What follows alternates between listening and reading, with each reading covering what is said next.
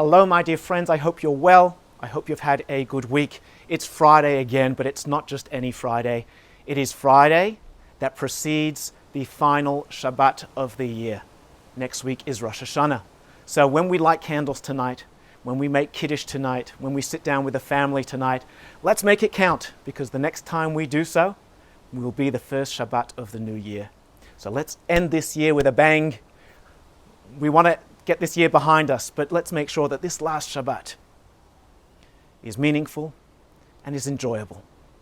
Let me leave you with a message from this week's parasha. We are edging quite close towards the end of the cycle of the Torah reading. This week we read two portions, Nitzavim and Vayelech, and I want to focus on Nitzavim, the opening verse. Atem Nitzavim hayom kulchem lifnei Hashem Elokechem. Moshe Rabbeinu, Moses, turns to the Jewish people. He is soon to pass away. He's giving them his farewell speech, and he says, "Today, all of you stand firmly united before the Lord your God."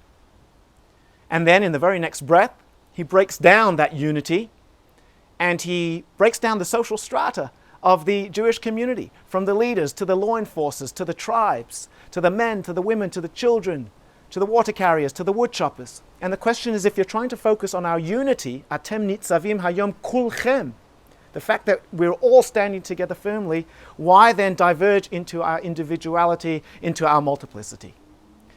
And the answer, of course, is if you take any single object, any single identity, and if you were to break it apart or look at it closely, we will see that there's infinite potential for subdivision, for multiplicity, yet that thing remains a thing.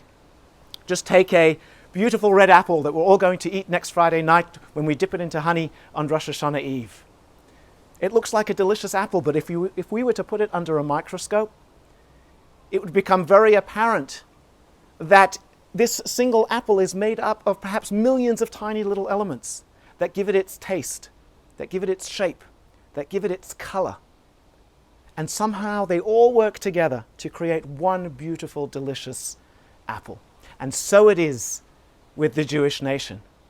We are very different. We are very colorful. We come from different places. We pray differently. We sing differently. We eat differently. Yet, when we all come together, we are Am Yisrael. We become a shining light. We become a standard of excellence. But the only way we can do so, the only way we can come together as one beautiful, shining entity, is when Atem Nitzavim Hayom Kulchem, when we are united, when we stand firm together.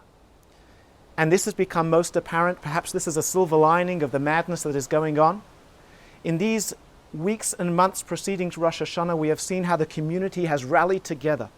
Many different communities, many types of shuls. We've all come together to support each other as we go through this difficult time together. And I encourage you to visit www.phh.org.au, the Project High Holiday website. And there you will see how we are coming together. We are Am Yisrael, but we are made up of individuals, but we are working together, standing united as one, as this week's parsha implies. So let us remain united with our families, with our communities, with Am Yisrael in general, and even wider as human beings. And that way, we have the best chance of going into Rosh Hashanah with a positive mindset, knowing that we're all supporting each other. With that, I wish you a Shabbat Shalom. I'm going to blow the shofar for the last Shabbat of the year.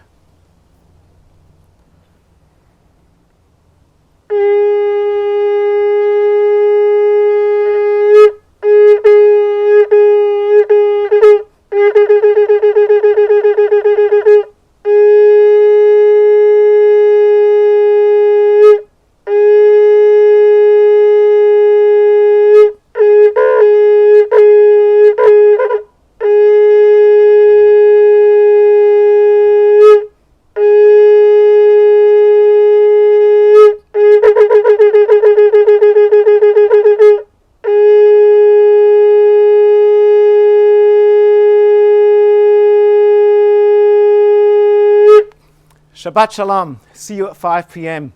We have a beautiful guest singer from South Africa, Connie Goldman.